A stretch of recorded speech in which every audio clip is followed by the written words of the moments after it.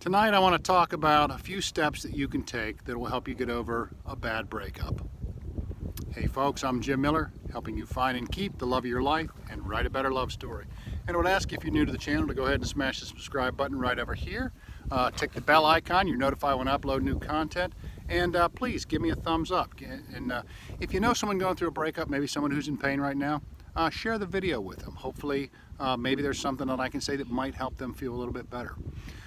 Anyway, let's dive into the content. It comes from an email that I got, a guy that I've been back and forth with a little bit. We've contacted a little bit, but he's just devastated. He's in a breakup right now. He's just absolutely devastated. This woman was the love of his life, and he just doesn't see any way that it can work out.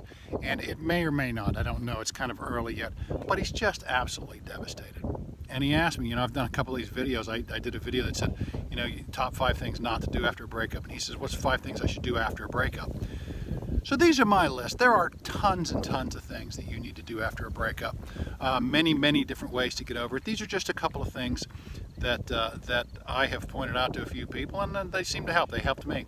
A lot of what my videos are about is mindset, getting it in your mind the way that it is.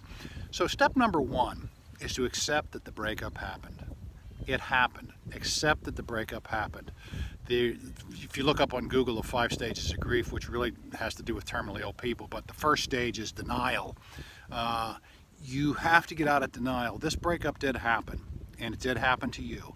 And as unpleasant as that is, you need to realize that that's just the way that it is. These things do happen. Accept the fact that the breakup happened, and that'll help you get on your way. Step number 2, realize that it's going to take time. How much time? It's hard to say. It depends on how long you were together. If you've been together for 2 months, a couple of weeks, you might be fine. But that said, I recall one relationship I was in that ended after 6 years, and it took me almost no time at all to get over that. And then there was this woman that I met, and I dated her just a couple of times. It took me months when that ended. So it's not how long you were together, although if it was a long-term relationship, it could take a good bit longer to get over it. But again, how long? No one can put a time frame on it. It takes as long as it takes. As a friend of mine, a therapist friend of mine, said to me, he goes, "You'll hurt until you don't hurt anymore." And I know that sounds like awful, but it's just the truth. It's the way that it is. Step number 3 is to find your well. The same therapist talks about the well. The well is that group of people, the well of people that love you and care about you and accept you exactly the way that you are. That's your well. My children are part of my well. I can dip into that well whenever I want.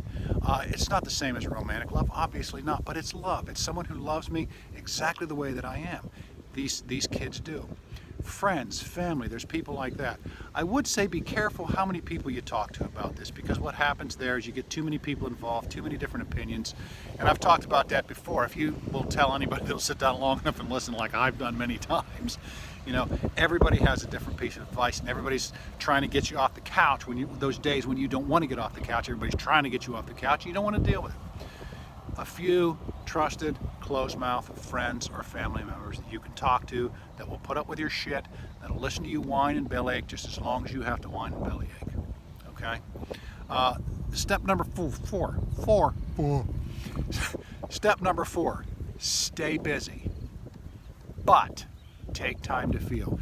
Stay busy. Find those things that you used to like to do that you kind of gave up when you got into the relationship, and stay busy. Maybe throw yourself into your job or your career. I know at one point, some time back, I focused a lot of my career and kind of focused on this business that I've been working on and kind of spent a lot of time there.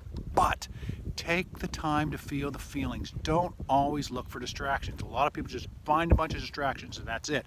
Don't always find distractions. Understand you're going to have good times and you're going to have bad times. There's going to be days when you feel like you can take on the world, and there's going to be days when you feel like the world has kicked your ass.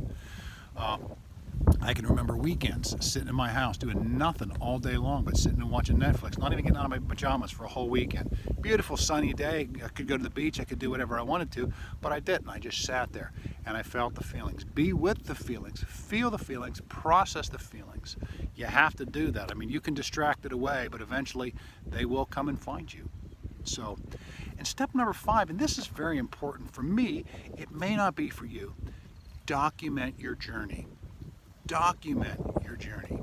write it down or type it, whatever, you know. I mean, I am a little romantic when it comes to this kind of. I have a nice fountain pen and I like some good heavy bond paper, and it takes the ink real well, and that just feels good. Maybe you just break up your laptop and type your journey.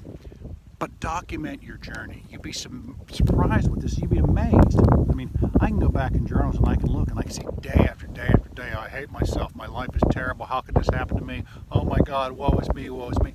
But I also have days, you know what, I didn't think about her today and I feel a whole lot better today. And my God, these good things happened to me today and I met these people today and all this stuff. Document your journey. Write down your feelings. It helps. Remember when you were in school, they said, hey, when you take notes, you remember that stuff better?